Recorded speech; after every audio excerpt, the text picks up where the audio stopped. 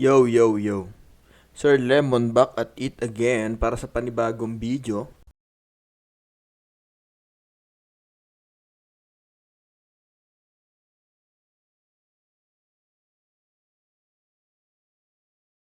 So, mabilis lang tong reaction natin na to, no?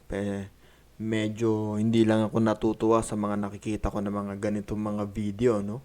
Ano to pang di-discourage to no? Hindi to nakakaengganyo, hindi to maganda.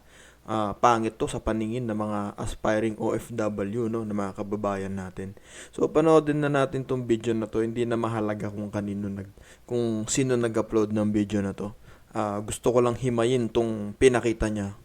Okay, so isa tong reels sa Facebook, no? Siguro wannabe content creator tong gumawa. So panoodin natin.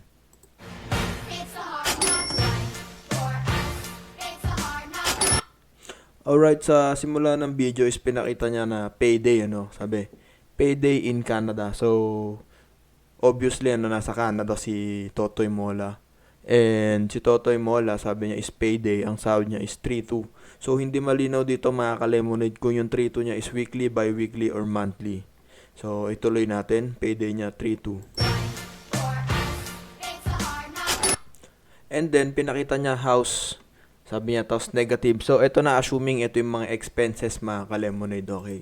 Bahay, sabi niya. House, 1-3. Alright, ka-lemonade, no? Kung si Totoy Mola may sariling bahay to, matatanggap ko pa siguro, 1-3, ano? Pero kung kung bed spacer to, mga ka-lemonade, wala siyang pamilya, mag-isa niya, bachelor, ganyan. For as low as 1,500 to 1,000 siguro, makakakuha na siya ng decent na isang kwarto, no? Bed spacer, pero siguro isang kwarto, ganyan, no? Alam ko to ka-lemonade kasi nandito din ako sa Canada, no? So, yung 1-3, hindi ko alam kung binabayaran niya yung mismong bahay na nabili niya. Hindi ko alam kasi nakikitira lang naman ako dito sa bahay ng utol ko, no? Kaya hindi ko alam magkano binabayaran ng utol ko sa bahay niya. So, pero sa mga rent, ganyan, sa mga upahan, nakakakita ako mga bed spacer, ganyan, sa mga basement. 500 to 1,000. So, hindi ko alam ito kung bakit 1,3 yung bahay niya, no? Sige, tanggapin natin yung 1,3, okay, pwede. Mukhang maganda naman yung bahay niya, makikita naman natin. Car, 620. Ka-lemonade, kung sumasahod ka ng 3,000 plus, assuming na monthly niya yon. Tapos ang sahod is 3,000. Mga ka-lemonade, maghulis dili kayo, no? Huwag kayong bibili ng sasakyang mamahalin, no? Too much, no? So, dito kasi sa abroad, mga ka-lemonade, mahalaga yung sasakyan. Lalo na kung marami kang trabaho, ganyan, para makapunta ka sa iba't ibang lugar is kailangan may sarili kang sasakyan para mapunta mo yung mga part-time jobs mo, ganyan. So, pero eto, hindi to masyadong, ano bang tawag? Hindi ko alam yung term dito Siya, alam niyang mababa yung sahod niya, tapos bumili siya ng sasakyan na nagbabayad siya ng 620, ano. So, dito mga ka-lemonade, maabili ka na rin ng disenteng sasakyan for as low as 2,000, 4,000, maganda na yun. Importante dito yung makakapunta ka sa pupuntahan mo, yung maganda yung makina. Yung body rito talaga nangangalawang ang body kasi alam niyo na pag winter, yung asin ganyan, nakakalawang pag may snow. So, next tayo,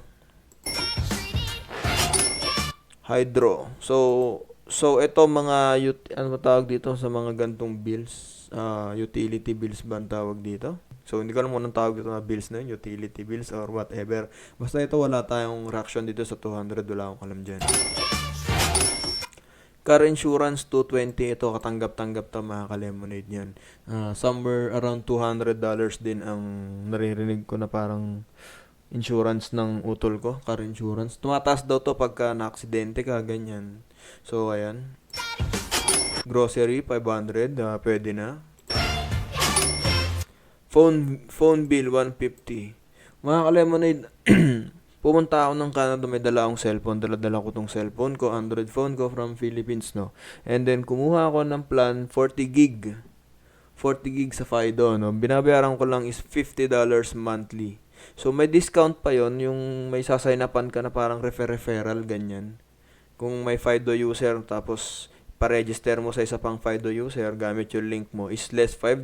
Then kung ang bayad ng bill mo is automatic payment, no, automatic payment, less 5 ulit yun. So papalo siya ng $40 per month, no. Unlimited call and text and 40 gigabyte na data allowance. So gamit ko ang phone ko sa trabaho ko, hindi ko naubos yung 40 gig, ano. So ang trabaho ko is 5 to 7 hours a day. Back yun, ano, pinang-Facebook ko lahat habang naghihintay ng trabaho, ganyan. Hindi ko maubos ang 40 gig na isang buwan. So yung 115, di ko alam, mga Lemonade, baka may kasama pa tong iPhone, no, kaya ganyan kalaki. Masyado malaki yung 150, mga Lemonade. Baka may kasamang cellphone yan. Property tax, yan, wala akong alam dyan, hindi ko alam yan. Gas 250, pwede siguro 250, pwede. Then ang savings niya, sabi, is negative, so kulang pa siya. So masasabi ko lang sa'yo, kabayan, ano, pangit yung ginawa mong video na pagpapakita ng kahirapan, no, ng kahirapan ng buhay sa Canada. Well, pagka tinignan mong background ng Canada is masasabi dun sa article na nabasa ko na isa ang Canada sa pinakamagandang bansa na tumira, no. Well, sabi ng ibang mga taga dito sa Canada, mga local, mga Canadians, is papangit ng ang Canada, no. Sobrang daming shit. Pero hindi natin alam yan, by province din yan. Nakadepende din sa bawat probinsya yan. Well, anyway, sinasabi ko lang naman dito sa kabayan natin na hindi maganda tong pinapakita niyang video na to, no. Para niyang diniscourage yung mga aspiring OFW natin na gustong mag-Canada. Gustong ituloy ang Canada life, Canada dream nila, no. Pinapakita niya rito na mahirap ang buhay, na walang naiipon, ganito ganyan, no. So, sabihin na natin masyado akong seryoso, pero pangit pa din yung impact ng video na to. So, yun lang naman ang gusto kong sabihin. Kung alam nating maliit ang ating sahod, wag nating lakihan ng cost of living natin. Iayon natin ang sahod natin sa way ng pamumuhay natin, ano. Gaya ko, na ang tawag sa akin ay minimum wage lang ako, no. Survival ang tawag doon sa sahod. Sa sahod ko, ang tawag doon is survival. Dahil nakikitira lang ako, libre lahat. Ayun, kahit papaano naman, meron, netong-neto, akin lahat. So, yun lang masasabi ko, mga Lemonade. Makakaipon tayo sa ibang bansa, maniwala kayo sa akin. Huwag kayong maniwala dito sa napapanood yung video na to. Pag nagpunta kayo dito sa Canada, survival, sabi ko sa inyo, mabubuhay kayo dito, no? Mabubuhay kayo sa 3,200, no? Sa, magkano ba yung sahod niya? 3,200, mabubuhay kayo dito. Basta marunong kayong dumiskarte at magtipid. Hindi kayo kukuha ng mamahaling cellphone. Alright, mga kabayan, mga Lemonade, yun lamang. Sana may napulot kayong aral. Huwag kayo mawalan ng pag-asa, magandang buhay sa Canada. Pumunta na kayo lahat dito. Alright, so yun lamang, Sir Lemon out. Bye!